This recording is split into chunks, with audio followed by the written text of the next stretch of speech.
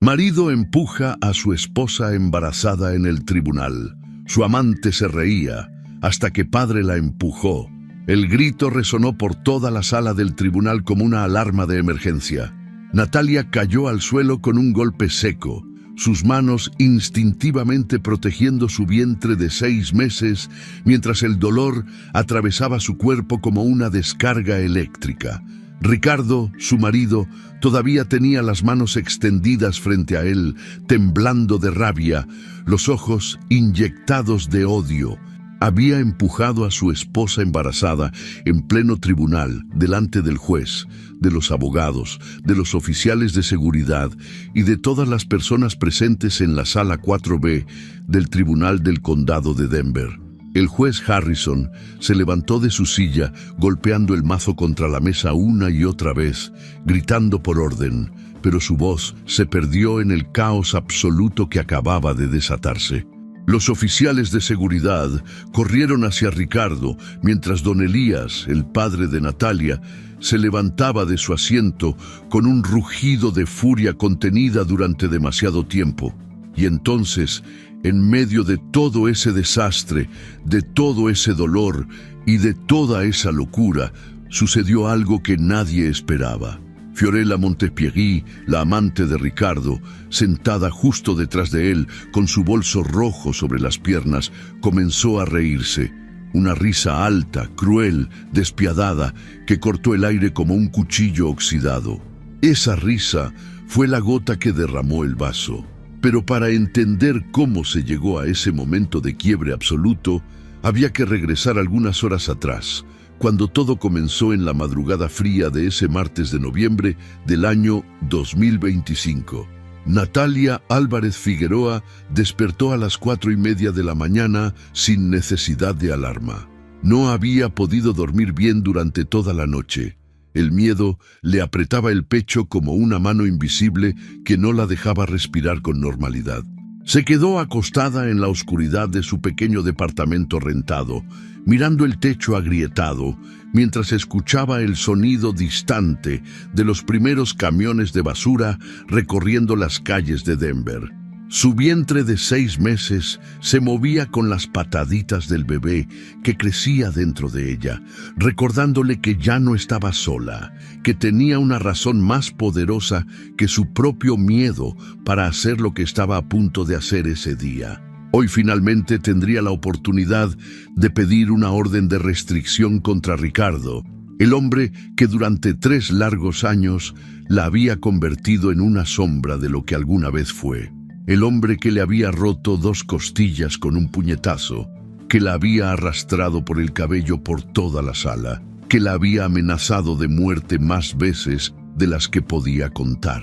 Natalia se levantó de la cama con movimientos lentos, cuidando su vientre hinchado. Caminó hasta el baño y encendió la luz. Su reflejo en el espejo le devolvió la imagen de una mujer de 31 años que parecía tener 40. Los moretones en sus brazos ya estaban amarillentos, señales de la última golpiza que había recibido hacía 3 semanas, justo antes de que finalmente encontrara el valor para dejar la casa que compartía con Ricardo y refugiarse en este departamento prestado por su prima Sofía. Natalia no usó maquillaje esa mañana. Su abogada, la doctora Miriam Castañeda, le había dicho claramente que era importante que el juez viera la realidad de su sufrimiento sin ningún tipo de disfraz o camuflaje. Se vistió con unos jeans de maternidad y una blusa sencilla de color beige. Tomó la carpeta manila que descansaba sobre la mesita de la sala, esa carpeta que contenía todas las pruebas de su infierno, fotografías de golpes, informes médicos de la sala de urgencias, mensajes de texto amenazantes, testimonios de vecinos que habían escuchado los gritos. A las 6 de la mañana en punto, don Elías tocó la puerta. Su padre había manejado más de 40 minutos desde su casa en las afueras de la ciudad para acompañarla en el día más importante de su batalla legal. Natalia abrió la puerta y se encontró con los ojos cansados, pero firmes de su papá.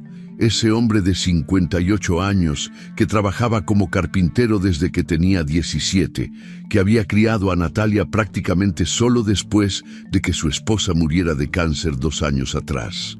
Don Elías no dijo mucho, solo la abrazó con fuerza, cuidando de no apretar demasiado su vientre, y le susurró al oído que todo iba a salir bien, que él estaría ahí con ella sin importar lo que pasara. Natalia se aferró a ese abrazo como si fuera un salvavidas en medio de un océano tormentoso. El viaje al tribunal del condado de Denver transcurrió en un silencio pesado. Don Elías manejaba su vieja camioneta Ford con las manos apretadas alrededor del volante, la mandíbula tensa.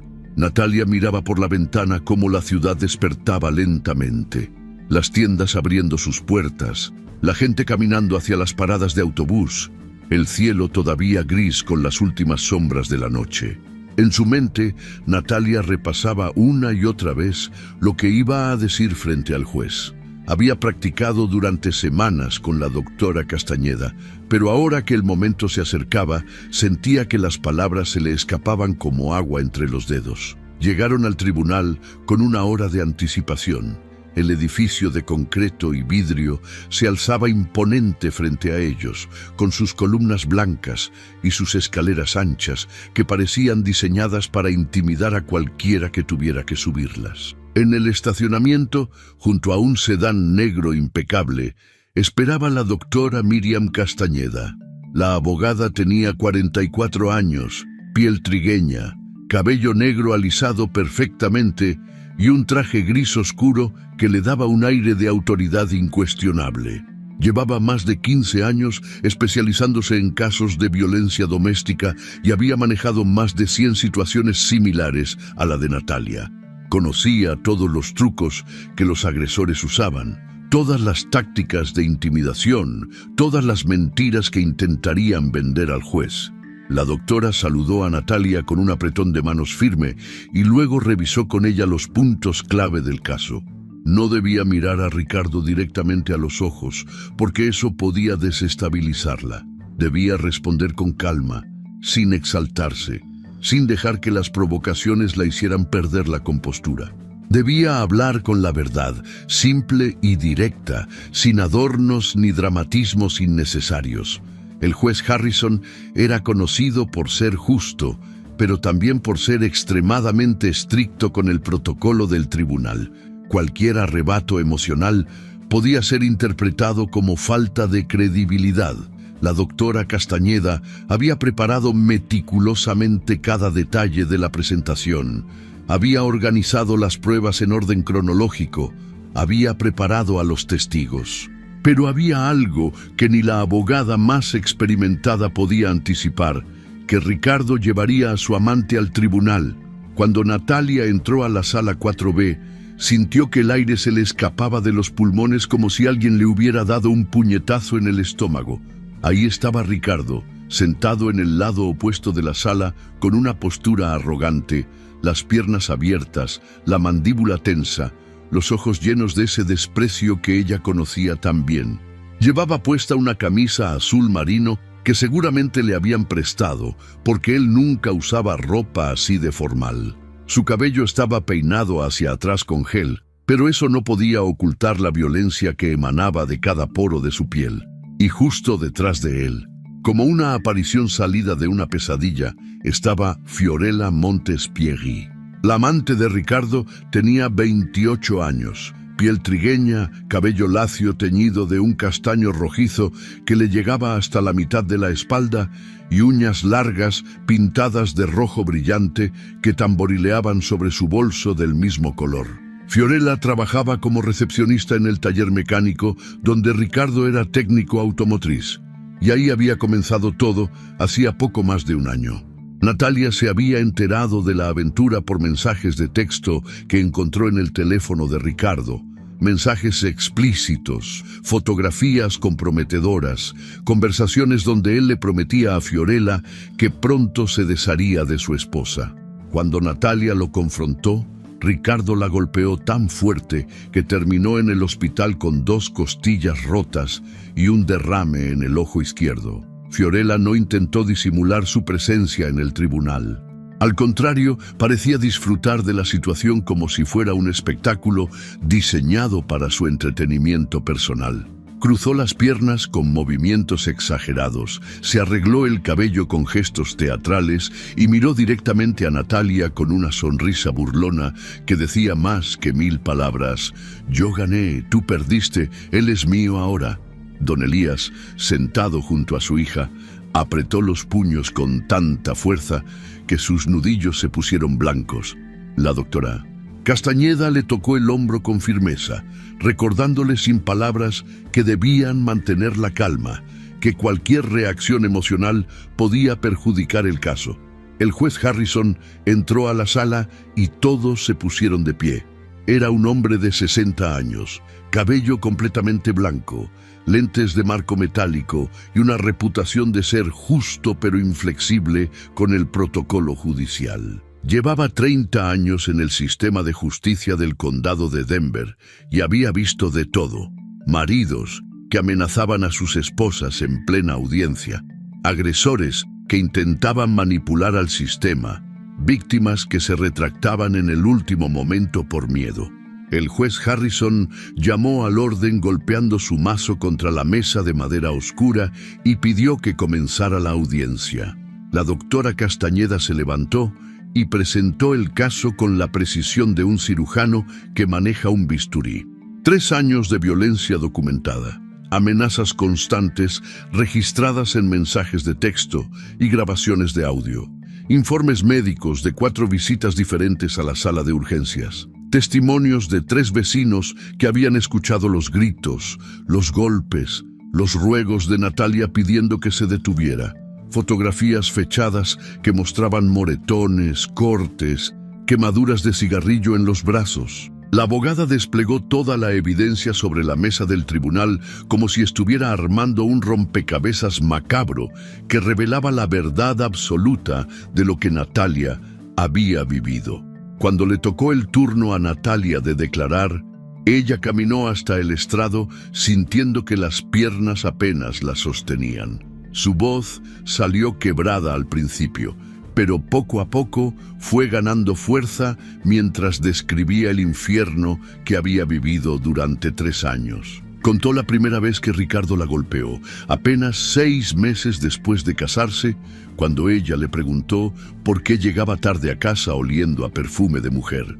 Ricardo la abofeteó tan fuerte que la tiró al suelo, y luego, mientras ella lloraba, él se arrodilló junto a ella y le pidió perdón. Le juró que nunca volvería a pasar, que estaba estresado por el trabajo, que la amaba más que a nada en el mundo. Natalia le creyó porque quería creer, porque apenas tenían 6 meses de casados y todavía guardaba la esperanza de que el matrimonio podía funcionar. Pero la segunda vez llegó apenas 2 semanas después, y luego una tercera y una cuarta, hasta que los golpes se convirtieron en parte de la rutina, hasta que Natalia aprendió a caminar en silencio por la casa para no provocar su ira, hasta que dejó de ver a sus amigas porque Ricardo no le permitía salir sin su permiso, hasta que dejó de hablar con su familia porque él revisaba cada mensaje, cada llamada, cada conversación. Natalia describió cómo Ricardo le rompió 2 costillas con un puñetazo en el estómago, cómo la arrastró por el cabello desde la cocina hasta la recámara, cómo le apagó un cigarrillo en el brazo solo porque la cena no estaba lista a tiempo, cómo la amenazó con matarla si alguna vez se atrevía a denunciarlo. Mientras Natalia hablaba con voz entrecortada, Ricardo soltaba risas ahogadas desde su asiento.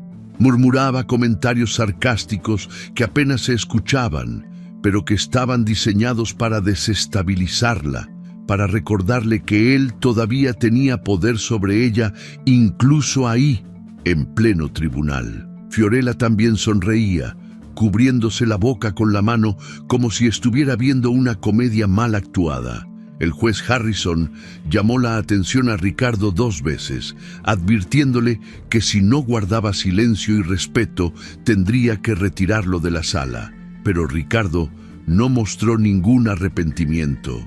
Solo sonrió con esa sonrisa torcida que Natalia conocía tan bien. Esa sonrisa que decía claramente que él no le tenía miedo a nada ni a nadie. Cuando el juez preguntó si Ricardo tenía algo que decir en su defensa, él se levantó de su asiento con un movimiento brusco que hizo que todos en la sala se tensaran. Gritó que Natalia era una mentirosa, una manipuladora, una mujer que inventaba historias para quedarse con todo su dinero y arruinarle la vida. Gritó que ella lo provocaba constantemente, que lo volvía loco con sus llantos y sus quejas, que él nunca la había tocado sin que ella lo mereciera primero. Y entonces, en el colmo del descaro y la crueldad, Ricardo señaló el vientre de Natalia y gritó que el bebé probablemente ni siquiera era suyo, que seguramente ella lo había engañado con otro hombre. La sala entera se quedó en silencio ante semejante acusación. La doctora Castañeda intentó intervenir levantándose de su asiento y objetando con voz firme, pero Ricardo ya había perdido completamente el control. En un movimiento repentino que nadie vio venir, caminó hacia donde estaba Natalia y la empujó con ambas manos en los hombros. El empujón fue tan fuerte, tan violento, tan lleno de odio, que Natalia no tuvo oportunidad de mantener el equilibrio. Cayó hacia atrás, sus manos instintivamente protegiendo su vientre, mientras su cuerpo golpeaba contra el suelo de madera del tribunal. El grito de dolor que salió de su garganta fue desgarrador, un grito que contenía 3 años de sufrimiento condensados en un solo segundo. Don Elías se levantó de un salto con un rugido que parecía salido de un animal herido. Los oficiales de seguridad corrieron hacia Ricardo desde ambos lados de la sala. El segundo, Robert Dalton, un hombre de 47 años con más de 20 años de experiencia en el cuerpo de seguridad del tribunal, activó su radio pidiendo refuerzos mientras sujetaba a Ricardo contra la pared. Ricardo forcejeaba, gritaba obscenidades, escupía amenazas, pero los oficiales lo inmovilizaron con eficiencia profesional. Y entonces sucedió lo imperdonable. En medio del caos absoluto, del dolor de Natalia en el suelo, de los gritos del juez golpeando el mazo exigiendo orden, Fiorella Montespierry comenzó a reírse. No fue una risa nerviosa o involuntaria, fue una risa alta, cruel, deliberada, llena de satisfacción y desprecio. Se rió como si acabara de ver la escena más divertida de su vida, como si la imagen de una mujer embarazada tirada en el suelo del tribunal fuera el mejor entretenimiento que había tenido en semanas. Esa risa resonó en los oídos de todos los presentes como una bofetada sonora. Natalia, todavía en el suelo, levantó la mirada con lágrimas rodando por sus mejillas y vio a Fiorella sosteniendo su bolso rojo, riéndose sin ningún rastro de compasión o humanidad. El juez Harrison golpeaba el mazo una y otra vez, exigiendo orden, su rostro rojo de indignación, pero la risa de Fiorella continuaba cortando el aire. Y fue en ese momento preciso que algo dentro de don Elías Álvarez se rompió definitivamente. Ese hombre que había sido paciente toda su vida, que había criado a su hija con amor después de que su esposa muriera, que le había enseñado carpintería y valores, que la había visto crecer y convertirse en una mujer fuerte, ya no pudo contenerse más.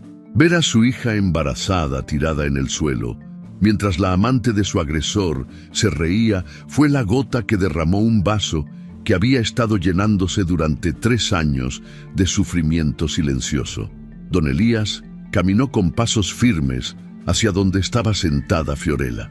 Ella dejó de reír cuando vio la mirada de hielo absoluto en los ojos de ese hombre robusto de 58 años, con manos callosas de carpintero y una furia contenida que finalmente había encontrado su objetivo.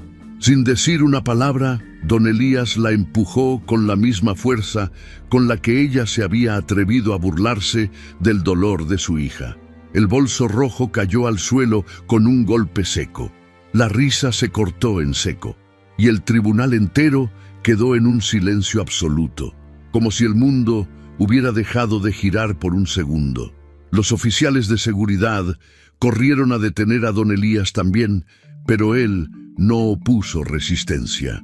Solo miró a Fiorella con una expresión de desprecio puro y le dijo con voz profunda y firme: «A mi hija no la humilla nadie».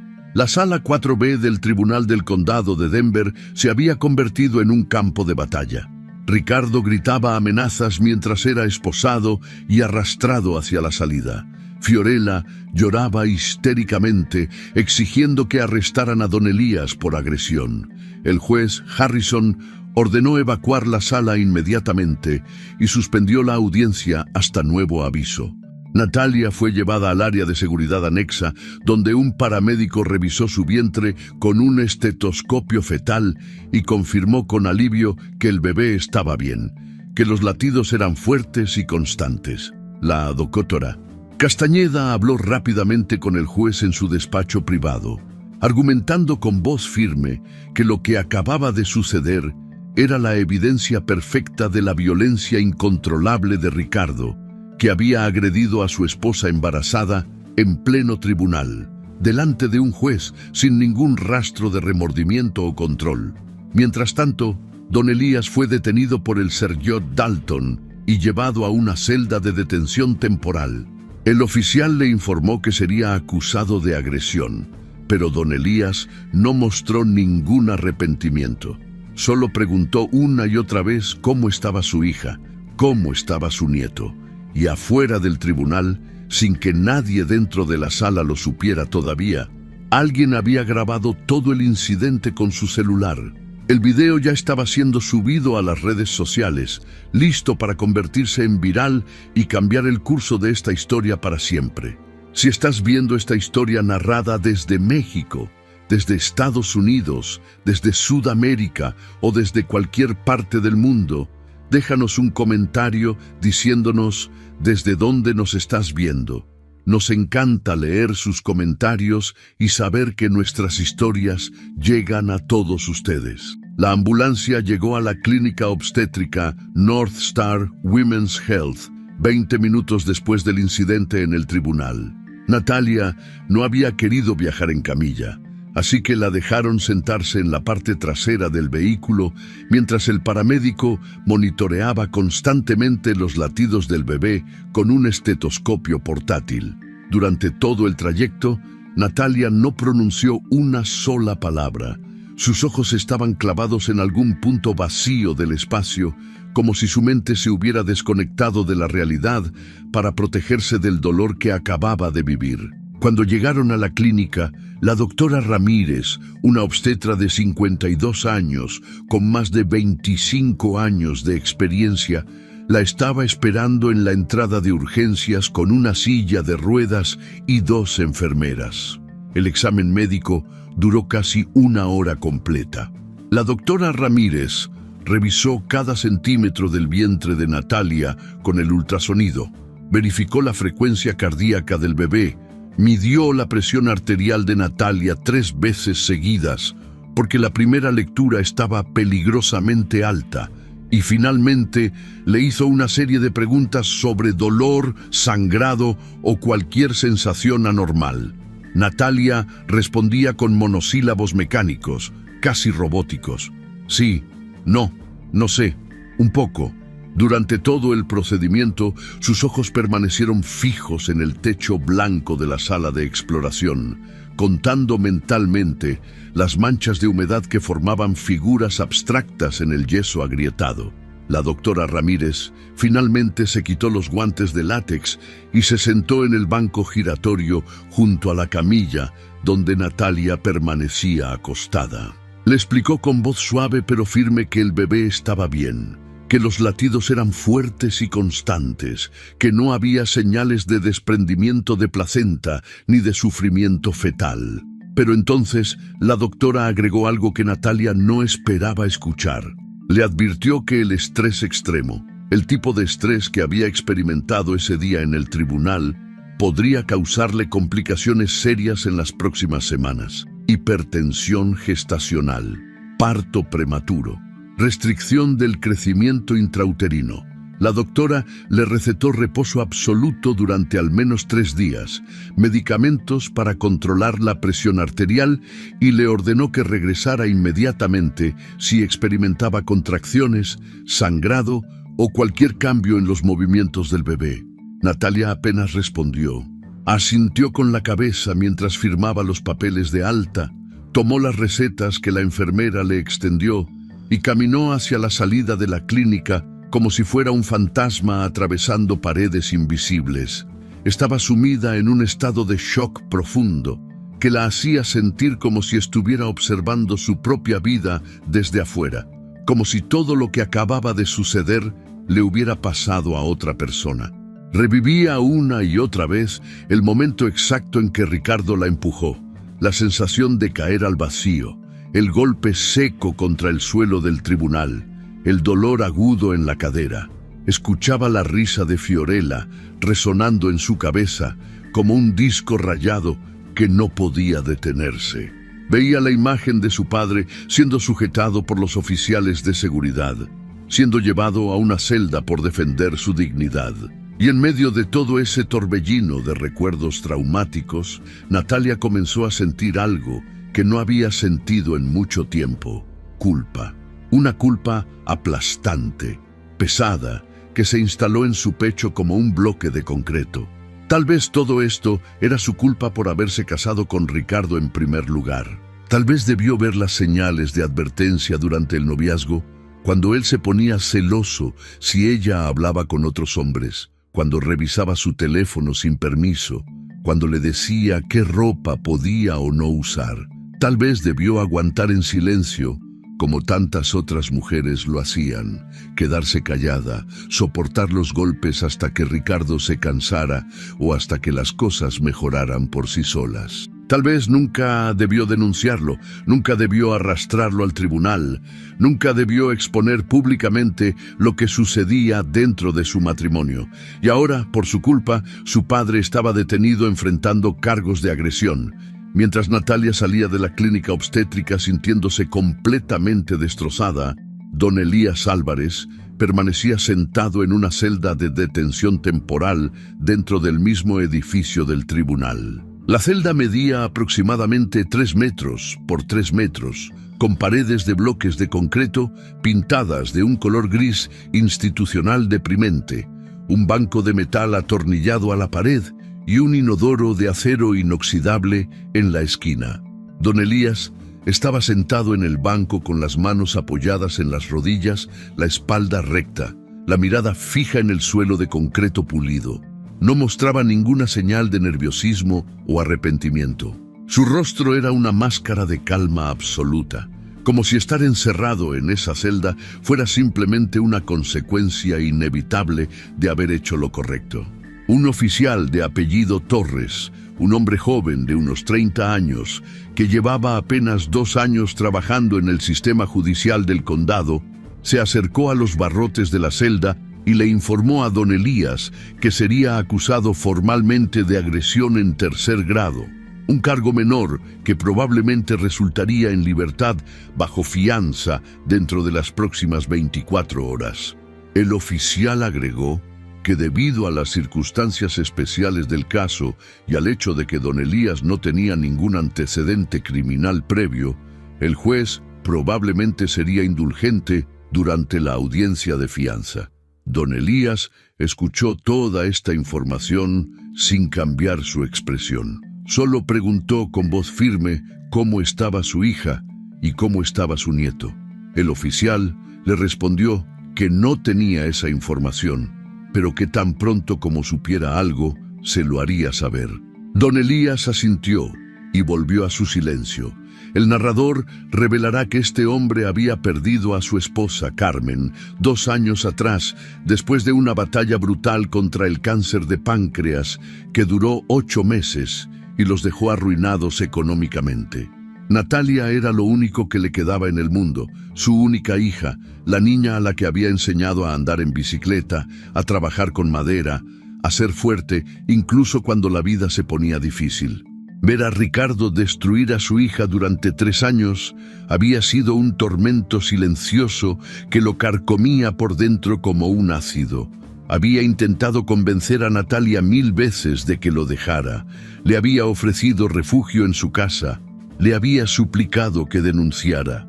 Y cuando finalmente ella encontró el valor para hacerlo, cuando finalmente llegó el día del juicio y don Elías pensó que por fin habría justicia, Ricardo empujó a su hija embarazada al suelo como si fuera un objeto sin valor.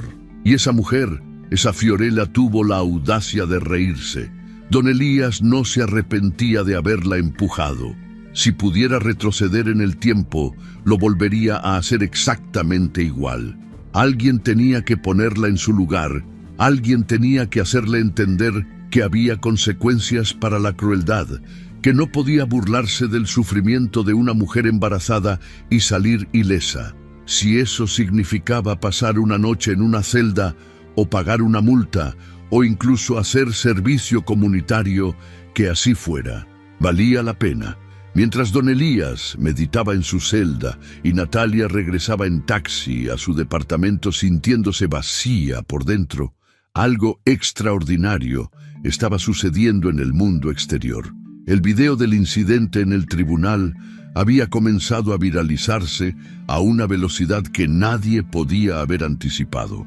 Todo había comenzado con un estudiante de Derecho de 23 años, llamado Marcus Chen, que estaba en la sala 4B ese día, observando diferentes casos como parte de sus prácticas universitarias. Marcus había grabado el incidente completo con su teléfono celular, escondiendo discretamente el dispositivo en su regazo para evitar que los oficiales de seguridad lo vieran. El clip duraba 32 segundos y mostraba con claridad brutal el empujón de Ricardo, la caída de Natalia protegiéndose el vientre, la risa cruel de Fiorella y el empujón justiciero de don Elías, seguido de sus palabras: «A mi hija no la humilla nadie». Marcus subió el video a su cuenta de Twitter a las 2:15 de la tarde con el título «Hombre empuja a esposa embarazada en pleno tribunal. La amante se ríe. El padre actúa. Esto acaba de pasar en Denver». En cuestión de una hora, el video tenía 50.000 reproducciones. A las 4 de la tarde había alcanzado 200.000. A las 6 de la tarde, cuando los noticieros locales comenzaron a transmitir, el video ya había superado el 1.000.000 de vistas. Y a las 10 de la noche, cuando Natalia finalmente se atrevió a revisar su teléfono, que había estado apagado desde la mañana, el video había alcanzado más de 2 millones de vistas y seguía creciendo exponencialmente. Los comentarios explotaron como fuegos artificiales. Miles de personas apoyaban a don Elías llamándolo héroe, padre del año, ejemplo de lo que significa proteger a tu familia. Otros exigían que Ricardo fuera encarcelado de inmediato sin posibilidad de fianza, que le dieran la sentencia máxima, que lo procesaran no solo por violencia doméstica, sino también por intento de homicidio.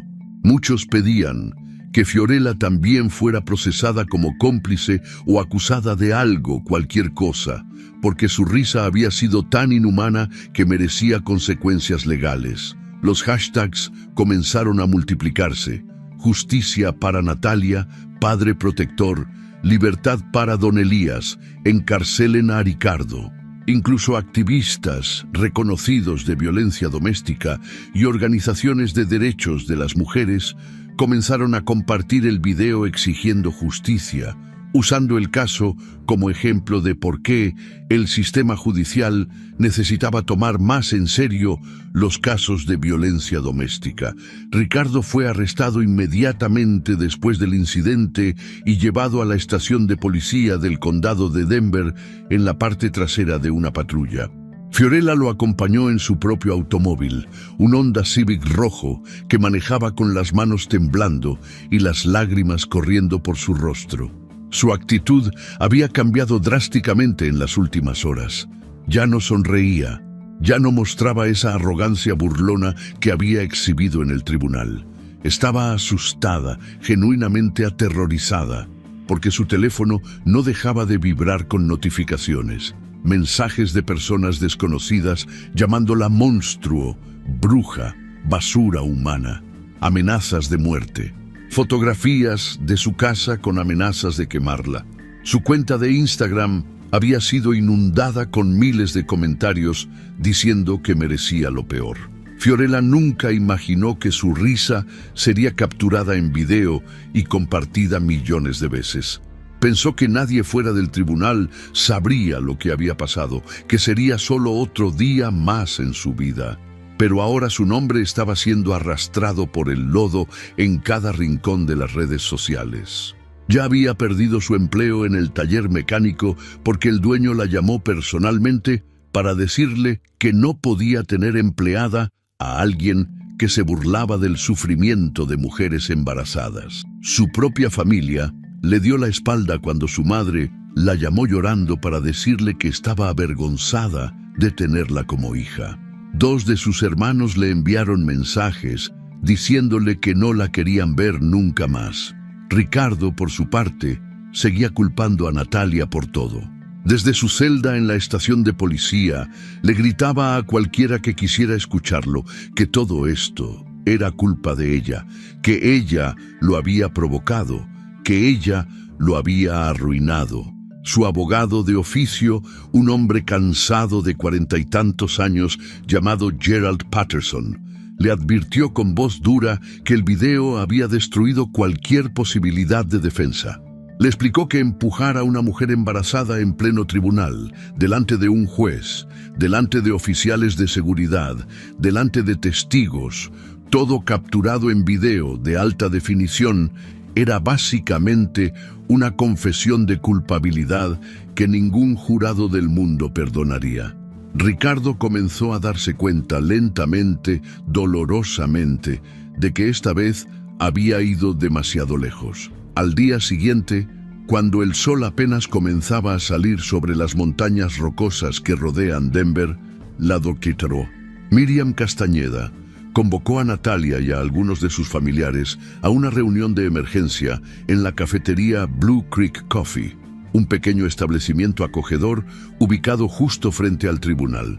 Estaban presentes la tía Clara, una mujer robusta de 60 años que había criado a 3 hijos sola después de enviudar joven, el primo Javier, un ingeniero de 35 años que siempre había sido protector con Natalia, y 2 amigas cercanas de Natalia, de sus años de universidad, Sofía y Daniela. La doctora Castañeda llegó puntual con su portafolio de cuero y una expresión que mezclaba satisfacción profesional con algo parecido a la esperanza.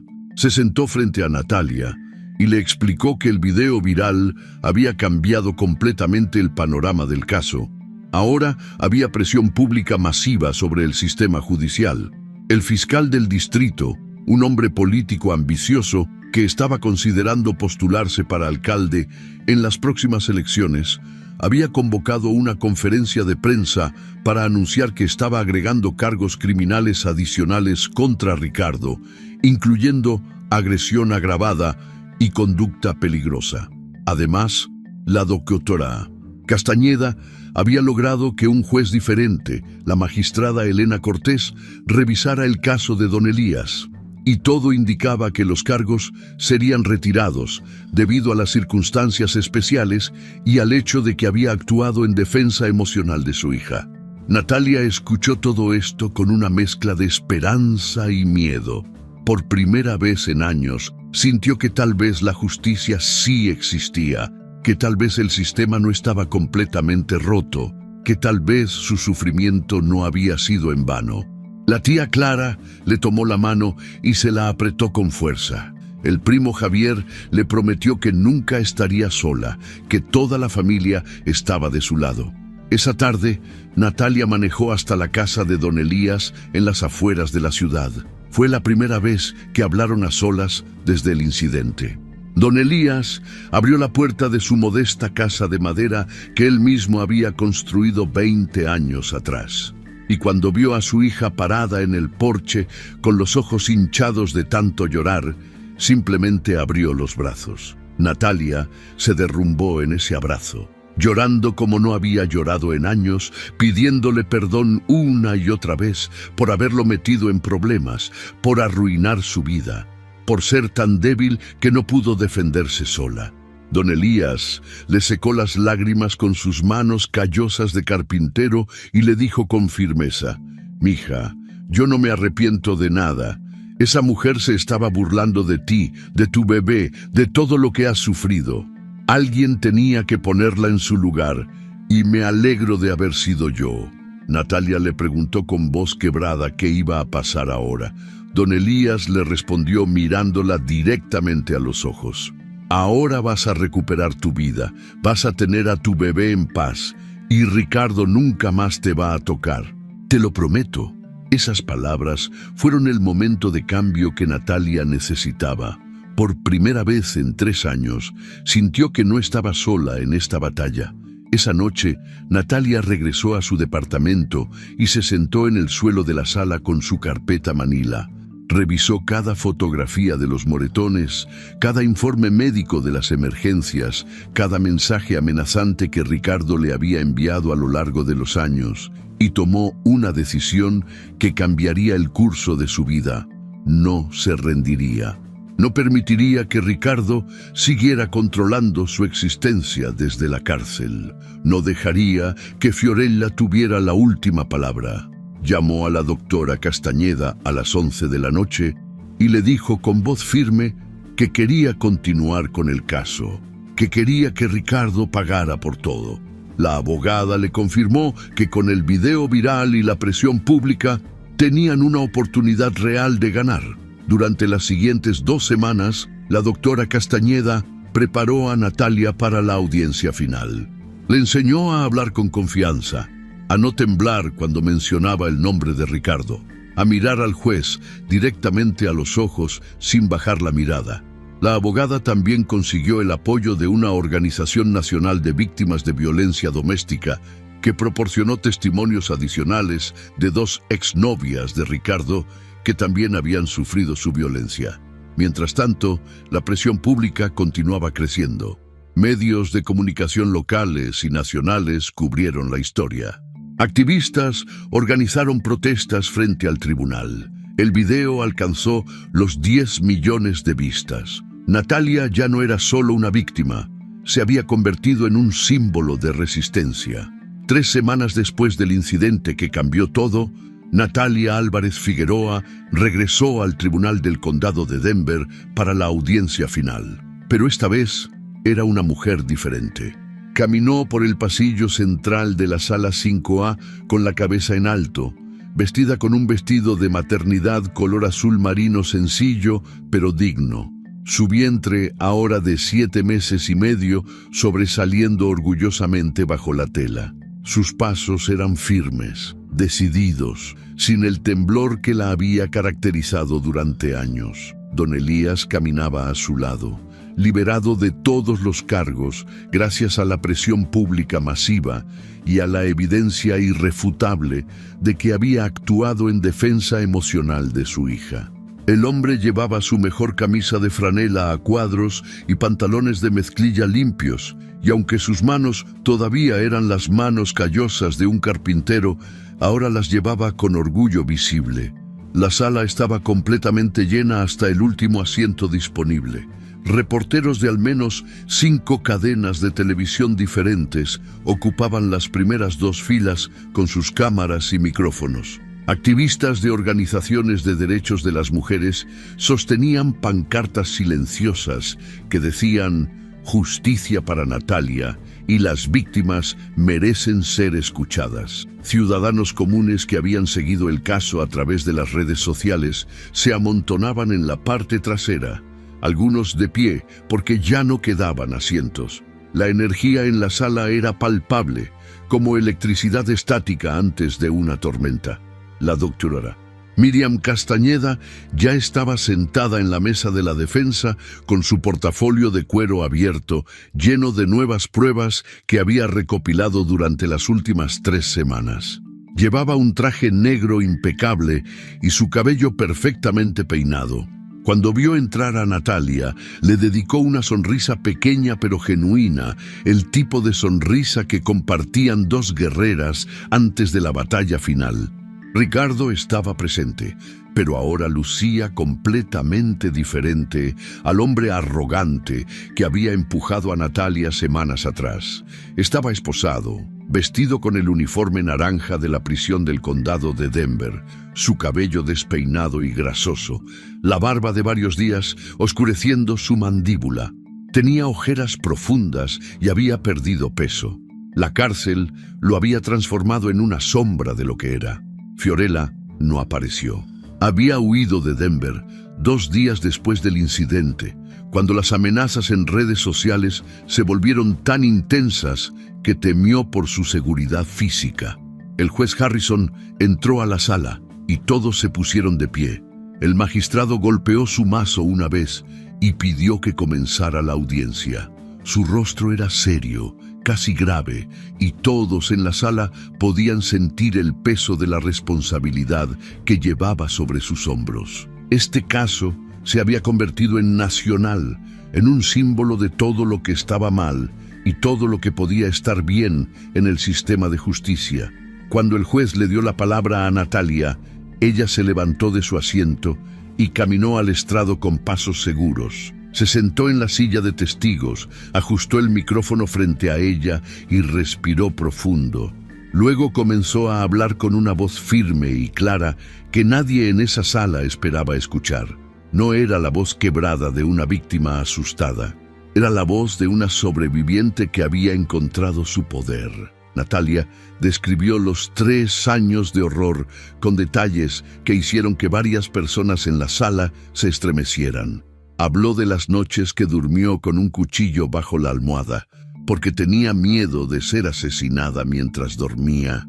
Habló de las veces que tuvo que inventar historias elaboradas para explicarle a su familia por qué tenía moretones en los brazos, en las piernas, en el cuello. Habló de las amenazas constantes de Ricardo, quien le decía que si alguna vez lo denunciaba, mataría a su padre, a sus primas, a cualquiera que ella amara. Habló de cómo Ricardo controlaba cada centavo que ella ganaba. Revisaba su teléfono cada noche. Le prohibía salir de la casa sin su permiso explícito. Le decía qué ropa usar y con quién podía hablar. Y luego, Natalia habló del día que descubrió que estaba embarazada. Contó cómo se hizo la prueba en el baño de su trabajo, porque sabía que si Ricardo encontraba la caja en casa, la golpearía por haberla comprado sin permiso. Contó cómo vio las 2 líneas rosadas aparecer en la prueba y supo, con una claridad absoluta, que tenía que escapar. No permitiría que su hijo creciera viendo a su madre ser golpeada. No permitiría que su bebé aprendiera que la violencia era normal. No permitiría que Ricardo destruyera otra vida, además de la suya. El tribunal permaneció en absoluto silencio mientras Natalia hablaba. Algunas personas en la audiencia tenían lágrimas corriendo por sus mejillas. Incluso el juez Harrison, ese hombre de 60 años que había visto miles de casos en su carrera, parecía conmovido. Cuando Natalia terminó su testimonio, se hizo un silencio profundo en la sala, como si todos necesitaran un momento para procesar el peso de lo que acababan de escuchar. La doctora Castañeda se levantó y presentó las pruebas adicionales que había recopilado durante las últimas 3 semanas. Llamó al estrado a Melissa Garza, una mujer de 34 años que había sido novia de Ricardo hace 7 años. Melissa testificó que Ricardo la había golpeado en múltiples ocasiones, que una vez le rompió la nariz de un puñetazo y que cuando ella intentó denunciarlo, él amenazó con quemar su casa. Luego llamó a Andrea Vidal, otra exnovia de Ricardo de hace 5 años, quien contó una historia casi idéntica: golpes, amenazas, control absoluto y un final violento cuando ella finalmente encontró el valor para dejarlo. La abogada también presentó informes psiquiátricos preparados por la doctora Elena Restrepo, una psicóloga forense con 30 años de experiencia. La doctora había evaluado el caso completo y su diagnóstico era claro. Ricardo mostraba un patrón consistente de comportamiento abusivo que se había repetido con al menos 3 parejas diferentes a lo largo de 10 años. No era un incidente aislado, no era un momento de debilidad, era un patrón calculado de violencia y control. Finalmente, la doctora Castañeda presentó el análisis forense del video viral. Un experto en biomecánica había estudiado cada cuadro del empujón y determinó que Ricardo había usado aproximadamente 80% de su fuerza máxima, suficiente para causar daño serio a una mujer embarazada. No fue un empujón accidental o involuntario, fue un acto de violencia deliberada con intención de causar daño. El abogado defensor de Ricardo, el cansado Gerald Patterson, intentó defender lo indefendible. Argumentó que su cliente estaba bajo presión emocional extrema, que el tribunal era un ambiente estresante, que Ricardo había perdido el control momentáneamente. Pero antes de que pudiera terminar su argumento, el juez Harrison lo interrumpió con dureza levantando una mano. El magistrado habló con voz severa que resonó por toda la sala. Señaló que empujar a una mujer embarazada en pleno tribunal, delante de un juez, delante de oficiales de seguridad, delante de docenas de testigos, no tenía justificación posible bajo ninguna circunstancia.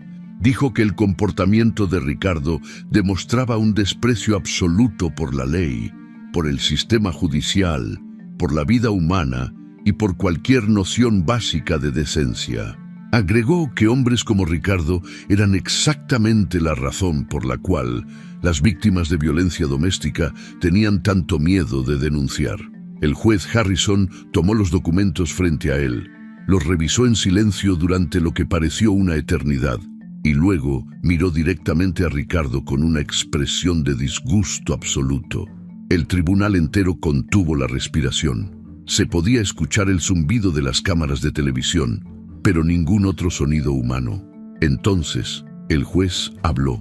Declaró que Ricardo Figueroa Montalvo era culpable de violencia doméstica agravada, asalto en primer grado contra una mujer embarazada y desacato grave al tribunal. Le impuso una sentencia de 5 años de prisión en la Penitenciaría Estatal de Colorado, sin posibilidad de libertad condicional, durante los primeros 2 años. Además, le otorgó a Natalia una orden de restricción permanente que prohibía a Ricardo acercarse a ella o al bebé a menos de 500 metros por el resto de su vida. La orden incluía contacto físico, electrónico, telefónico o a través de terceras personas. Si Ricardo violaba la orden después de salir de prisión, enfrentaría cargos criminales adicionales. La sala explotó en aplausos espontáneos. El juez golpeó el mazo pidiendo orden, pero incluso él parecía permitir que el momento se extendiera unos segundos más de lo normal. Natalia se cubrió el rostro con ambas manos y lloró, pero esta vez no eran lágrimas de dolor o miedo. Eran lágrimas de alivio puro, de liberación, de justicia finalmente servida. Don Elías la abrazó con fuerza, cuidando de no apretar su vientre, y le susurró al oído: «Se acabó, mija, ya se acabó». La doctora Castañeda sonrió por primera vez en semanas, una sonrisa genuina de satisfacción profesional y personal. Ricardo estalló en furia cuando escuchó el veredicto. Se levantó de su asiento a pesar de las esposas y gritó que todo era una mentira, que Natalia lo había arruinado, que el sistema estaba corrupto y en su contra, que él era la verdadera víctima. Intentó caminar hacia donde estaba el juez, pero 4 oficiales de seguridad lo sujetaron de inmediato.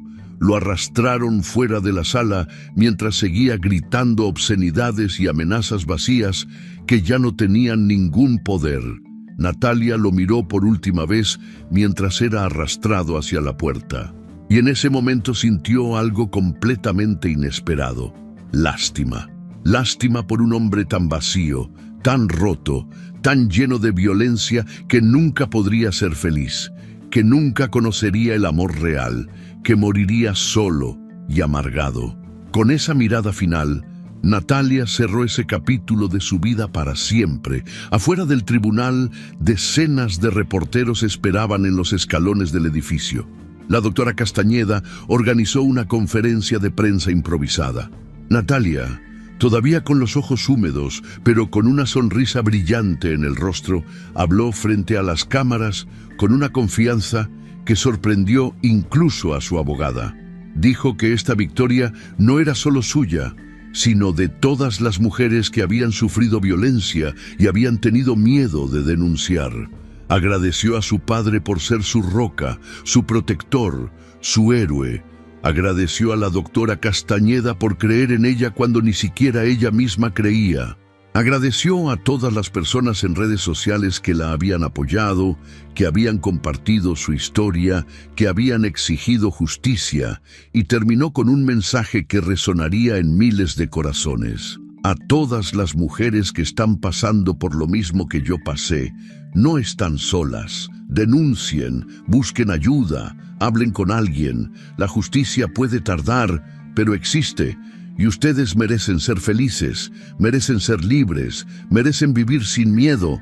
El video de esa conferencia se volvió tan viral como el del incidente original, alcanzando 15 millones de vistas en 2 días. 3 semanas después del juicio, en una fría mañana de diciembre, Natalia sintió las primeras contracciones a las 5 de la mañana. Don Elías la llevó al Hospital General de Denver, manejando con cuidado extremo, pero con velocidad. El trabajo de parto duró 14 horas. Don Elías estuvo en la sala de parto durante cada minuto, sosteniendo la mano de su hija durante cada contracción, secándole el sudor de la frente, recordándole que respirara, que era fuerte, que lo estaba haciendo perfecto. Cuando el bebé finalmente nació a las 7:17 de la noche, lloró con unos pulmones poderosos que llenaron toda la sala. Natalia también lloró, pero de felicidad absoluta. El bebé pesaba 3,5 kilos, tenía cabello negro abundante y los ojos de su abuelo. Natalia lo sostuvo contra su pecho y supo, con certeza absoluta, que todo el dolor, todo el sufrimiento, toda la batalla, habían valido la pena. Le puso el nombre de Elías en honor al hombre que la había salvado. Don Elías sostuvo a su nieto por primera vez con manos temblorosas de emoción y le susurró: «Tu mamá es la mujer más valiente del mundo. Nunca lo olvides, mi niño». 6 meses después, la vida de Natalia era completamente diferente. Había regresado a trabajar como analista contable, pero ahora en una empresa que le ofrecía horarios flexibles y la opción de trabajar desde casa 2 días a la semana.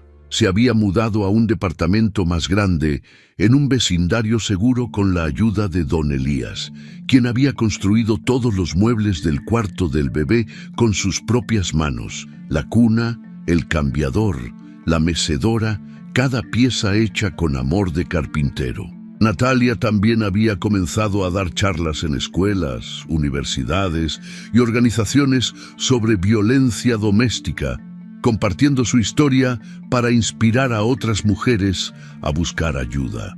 Se había convertido en voluntaria de la misma organización que la había apoyado durante su caso. En una tarde soleada de junio, Natalia estaba en el Parque Washington empujando la carriola de Elías mientras don Elías caminaba a su lado. El bebé señalaba los pájaros con sus manitas gorditas, balbuceando en su propio idioma.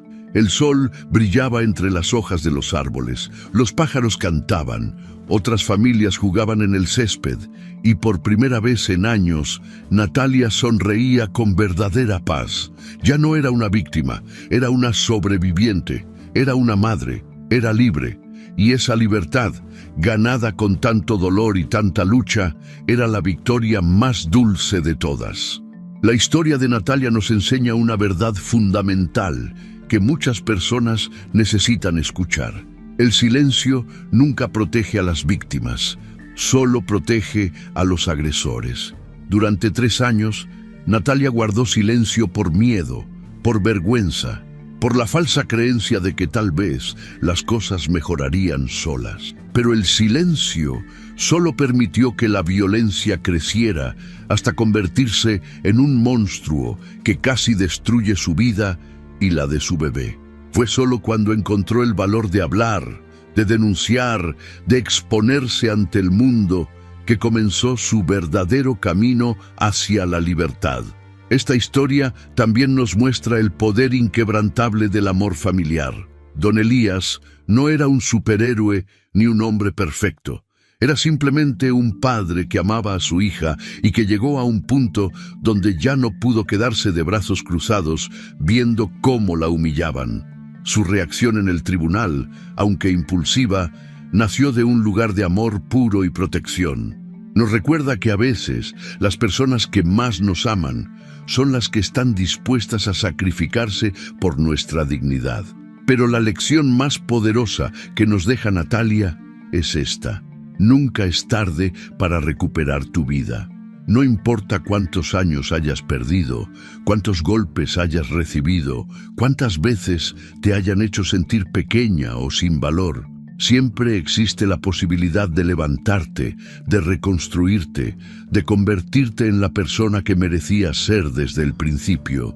Natalia pasó de ser una mujer aterrorizada, que se cubría los moretones con maquillaje, a ser una sobreviviente, que comparte su historia para inspirar a miles. Pasó de vivir en constante miedo a criar a su hijo en paz y libertad. Ese es el verdadero triunfo. La justicia no siempre es rápida y no siempre es perfecta, pero cuando las víctimas encuentran el valor de alzar la voz, cuando la sociedad se une para exigir que se haga lo correcto, cuando el sistema funciona como debería funcionar, las cosas pueden cambiar. El video viral no fue lo que cambió el caso de Natalia, fue solo el catalizador. Lo que realmente cambió su vida fue su propia decisión de no rendirse, de continuar luchando incluso cuando todo parecía perdido. A todas las personas que están pasando por situaciones de violencia en este momento, la historia de Natalia es prueba de que existe un camino hacia la libertad. No será fácil. Habrá momentos donde querrás rendirte. Habrá personas que no te creerán. Habrá días donde sentirás que todo está perdido. Pero si Natalia pudo salir de su infierno con un bebé en el vientre y recuperar su vida, tú también puedes. No estás sola. Hay organizaciones, hay personas, hay recursos disponibles. Lo único que necesitas es dar el primer paso, hablar. Y a quienes tienen la bendición de vivir sin violencia, nunca subestimen el poder de su apoyo. Una palabra de aliento, una mano extendida, un oído que escucha sin juzgar, pueden ser la diferencia entre la vida y la muerte para alguien que está sufriendo. Sean como Don Elías, como la doctora Castañeda, como todas esas personas en redes sociales que exigieron justicia. Sean la voz de quien no puede hablar. Sean el escudo de quien no puede defenderse. La libertad de Natalia, ganada con tanto dolor y tanto coraje, nos recuerda que la dignidad humana no es negociable, que el amor nunca debe doler, que los niños merecen crecer en hogares llenos de paz y que siempre, siempre vale la pena luchar por una vida mejor. Si te gustó esta historia, deja tu comentario y cuéntanos desde qué país nos estás viendo. Es muy importante para nosotros. Deja tu like y suscríbete al canal para seguir recibiendo historias increíbles como esta nueva historia que está apareciendo para ti ahora. Haz clic en la historia que está apareciendo en pantalla y sorpréndete.